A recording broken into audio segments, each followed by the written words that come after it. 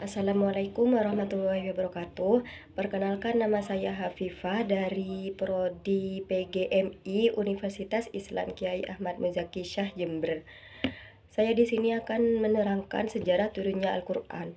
Pengertian dari sejarah turunnya Al-Quran adalah kisah atau proses kronologis bagaimana wahyu Allah Subhanahu wa Ta'ala diturunkan kepada Nabi Muhammad SAW melalui perantara malaikat Jibril selama kurang lebih 23 tahun sejak Nabi berusia 40 tahun hingga wafatnya beliau. Pengertian secara istilah turunnya Al-Quran atau yang disebut nuzulul Quran itu adalah proses penurunan kalam Allah Subhanahu wa Ta'ala dari Lauhul Mahfudz atau yang disebut tempat penyimpanan wahyu di sisi Allah ke langit dunia secara bertahap kepada Nabi Muhammad SAW. Tahapan turunnya Al-Quran itu ada 3. Yang pertama dari Allah Subhanahu wa Ta'ala ke Lauhul Mahfudz. Yang kedua dari Lauhul Mahfudz ke langit dunia atau yang disebut dengan Baitul Izzah. Yang ketiga dari langit dunia kepada Nabi Muhammad SAW secara bertahap. Turunnya bertahap selama 23 tahun. Hikmah turunnya bertahap antara lain itu mempermudah hafalan dan pemahaman, memberi ketenangan hati kepada Rasul, menjawab persoalan yang muncul di masyarakat, serta meneguhkan keimanan umat Islam.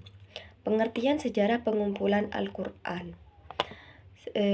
Sejarah pengumpulan Al-Quran adalah proses menghimpun, menulis dan menyusun ayat-ayat Al-Quran yang telah diturunkan kepada Nabi agar menjadi satu mushaf yang utuh dan terjaga keasliannya.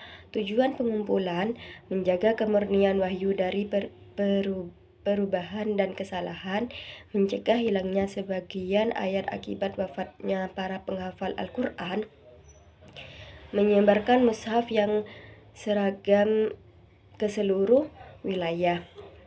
Tahapan pengumpulan Al-Quran pada masa Nabi Muhammad SAW, Nabi Muhammad menerima wahyu melalui malaikat Jibril dan langsung menghafalnya. Beliau memerintahkan para sahabat untuk menulis ayat di berbagai media seperti pelepah kurma, batu tipis, kulit, dan tulang. Urutan ayat dan surat ditentukan langsung oleh Nabi berdasarkan petunjuk malaikat Jibril. Banyak sahabat yang menjadi hufaz atau yang disebut penghafal Al-Quran. Namun pada masa itu belum dikumpulkan menjadi satu mushaf karena masih terus turun secara bertahap. Lanjut kepada masa Khalifah Abu Bakar As-Siddiq. Setelah perang Yamamah, banyak para penghafal Al-Quran gugur. Atas usulan Umar bin Khattab, Abu Bakar memerintahkan Zaid bin Sabit untuk mengumpulkan seluruh ayat Al-Quran dari hafalan dan tulisan sahabat.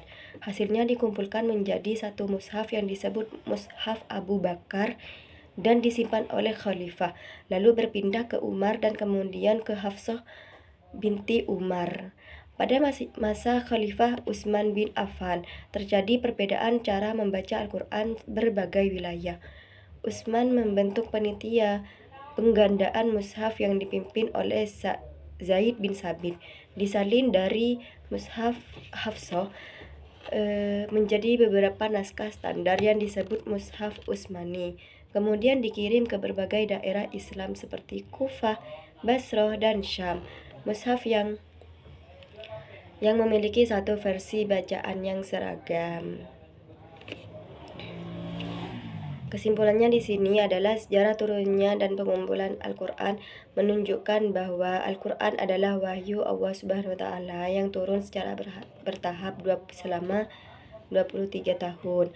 Proses pengumpulan dilakukan dengan sangat hati-hati dan terjaga keasliannya.